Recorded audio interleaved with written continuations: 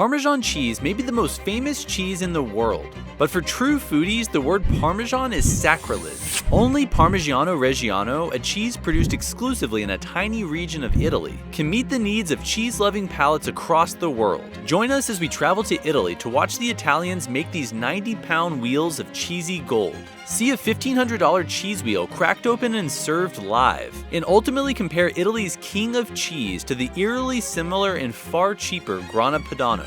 Subscribe and sit down for another globe-trotting foodie adventure. Here we go. Every Italian road trip starts with a Fiat. This was admittedly our first, but cramming into one of these little rigs felt like a rite of passage for Italian tourism.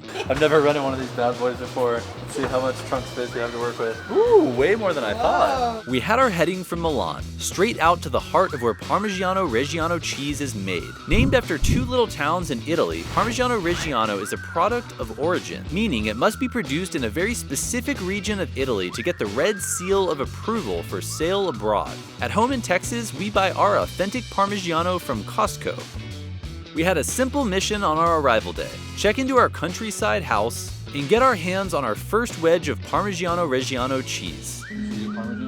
Yes! Our first purchase here in Parma of Parmesan cheese. This one's probably from one of the bigger companies and distributors in Italy, but because the process is so regimented and controlled, they're all delicious. I don't know how they cut these, but it almost looks like they did just wedge it off with wedging tools. Look. You're not supposed to slice. Yeah, I think they did. I think they used wedges. That looks like 1, 2, 3. Maybe they put like 6 wedges in it all at once, and then it just falls off.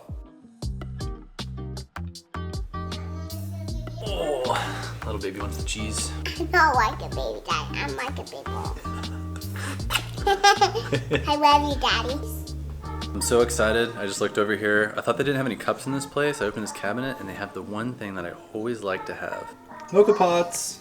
I swear that some of the best cups of coffee I've ever had have been in a mocha pot, so I'm actually pretty partial to that method now. Night 1, we settled in. Enjoyed our mocha pot, some frozen pizza with added toppings, and copious amounts of Parmigiano sampling. 4 hours into our stay, we had already eaten a half pound of Parmigiano. We were up early on our first full day in Parma to see how the sausage is made. Or rather, the cheese. The cheesemakers at this facility show up at the same time 365 days per year. No days off, not even on Christmas. Why? The cows have to be milked every day so they don't get engorged. And so with that first domino of the process happening every day, they have to take that milk and transport it to their factory every morning and turn it into something. Because the next day it all starts over again. The skimmed milk from the previous evening's milking is combined with the whole milk taken in the morning, along with a starter and some rennet into these gigantic copper vats, which create even heating. Each of these vats holds 2,200 pounds of milk. The solids separate out through this initial process before being heated to make the largest cheese curds you've ever seen. It takes 145 gallons of milk to create just one wheel of Parmigiano. The solids get scooped up, then jammed into these little molds, which go straight into a salt bath for 18 days, before being air dried outside on racks. The final step is going into the aging room for 12 plus months, with some being aged up to 8.5 years. They're flipped and brushed about once a week and bits of mold are removed. The most popular varieties of Parmigiano are aged 24 months.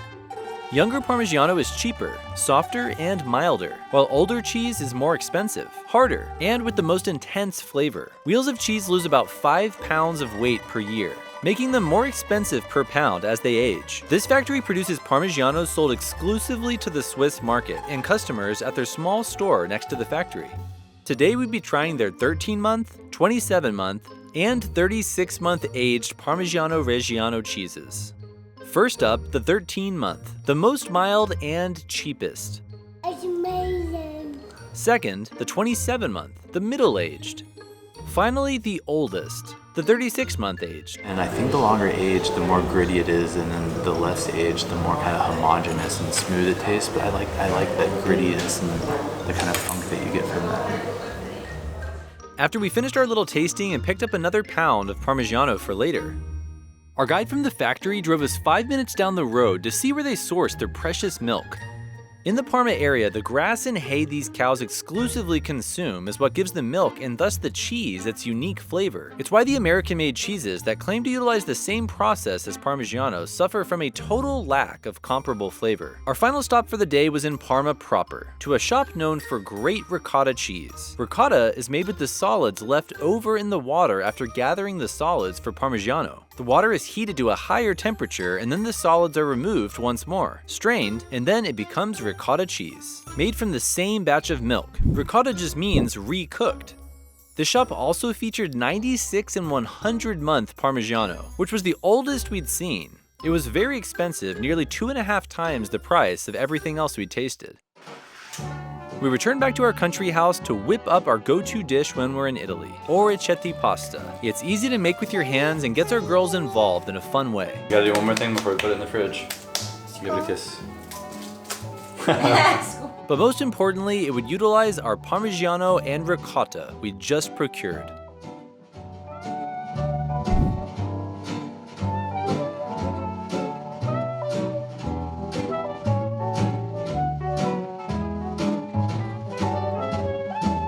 Girls, I'm actually really impressed. This looks great.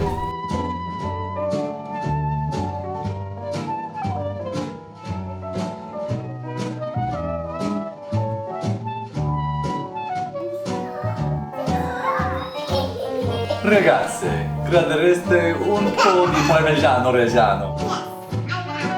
Sì.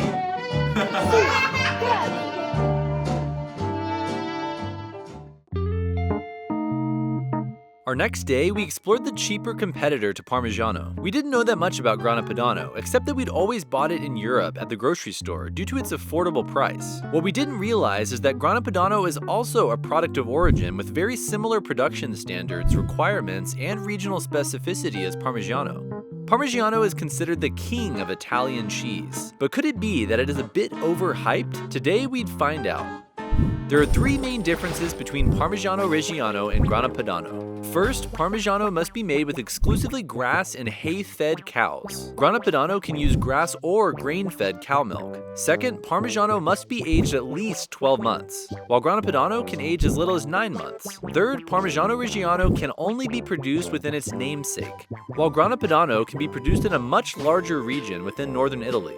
Today we'd grab 2 wedges of Grana Padano from 2 different producers across town, both of which make cheese right outside the perimeter of the official Parma-Reggio Emilia region. These manufacturers produce a cheese that is extremely similar to Parmigiano in every way, in some cases tasting even better, and they do so while selling it at a much cheaper price. Some people claim Parmigiano to be the de facto winner between the 2 cheeses, probably because it's more controlled and reliable, but the specific area of production, the diet of the cows, and the time aged all make a massive difference in whether this ends up being true. And we found these Padano producers to be giving Parmigiano a run for its money.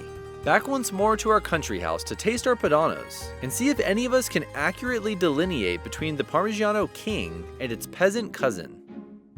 This one is like a rock.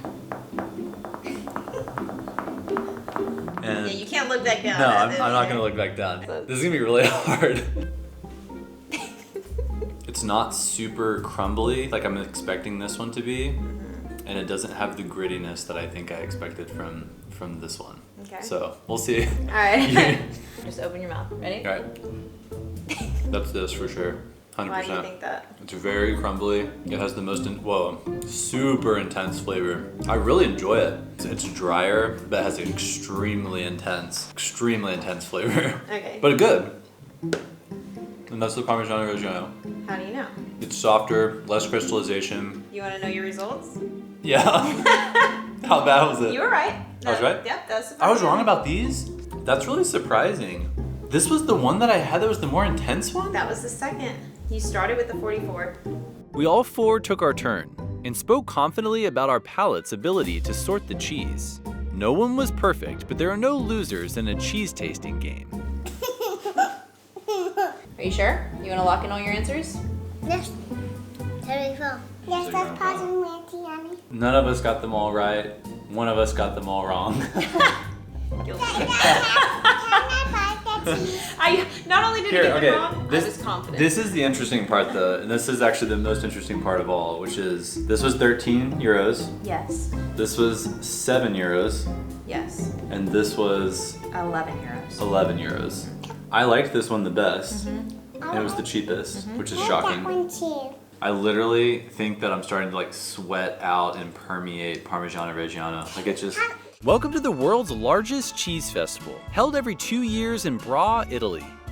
This cheese-centric event is put on by an organization called Slow Food. Its logo, a snail, which is all about focusing on a food supply that takes its time to serve out quality over quantity. Speaking of slow, Parmigiano Reggiano was actually developed in the Middle Ages by monks who had an abundant supply of milk and salt from a local salt mine. They needed a way to preserve the abundance of milk for a longer period of time and save its calories, fat, and protein for the winter, when pastures were more bare. This led them to create Parmigiano Reggiano, which could store and age for years at a time and left them with plenty of food all year long.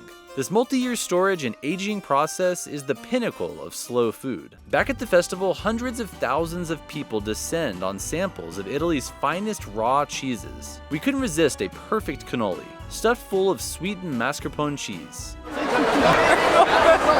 The traditional Italian version uses ricotta, but modern versions often use mascarpone or a combination. We got to do a food box escape room, which was a fun little puzzle that had all kinds of different riddles about food. We tried this crazy cheese that looks like a tied up balloon, but which is actually all edible cheese. We didn't even open and try the one we'd bought until later when we were in the French Alps. The highlight of the festival is all of the mini events with tastings and lectures about different cheeses. We couldn't resist signing up for the one about Parmigiano. The highlight? They'd be opening up a fresh wheel before us all, then flaking it off for a tasting. After stuffing ourselves with samples and a prosciutto sandwich, we took our place at the lecture to watch the wheel come out. This family Parmigiano business is run by 3 siblings and is the epitome of slow food. They talked about why starting a Parmigiano business is so tricky, because you don't get your first taste for 2 to 3 years. And if you haven't been doing a good job with the process, you've squandered a lot of time and money over multiple years. It was time to crack into the wheel. The cheesemonger takes 5 or 6 knives and shoves them deep into the cheese, and works them in a line down the midpoint until finally it eventually just pops open. That demonstration cost $40 for the 4 of us, but they'd sent us home with that much worth of cheese, so it was a fantastic deal. This little village called Grana Cavour is one of the prettiest places we've been in Italy. Right next to our apartment was a hilltop castle with views of the surrounding area, covered with grapevines brimming with fresh grapes, ripe for their fall harvesting. We may or may not have eaten a few. We're not sure if we'll ever beat this view for our girls while they're getting pushed in a swing. That concludes our time with Parmigiano Reggiano. We ate about 7 pounds of Parmigiano in 7 days in Italy. Yes, we're proud. No, it isn't sitting well. If you didn't see part 1 of our cheesy European adventures, click up here to explore cheese from 2 different regions of France. Subscribe now to catch part 3 of these adventures, which culminate with an exploration of Swiss cheeses, including a hike with a fondue backpack in Stade, and another cheese festival high up in the Swiss Alps. Thanks for watching.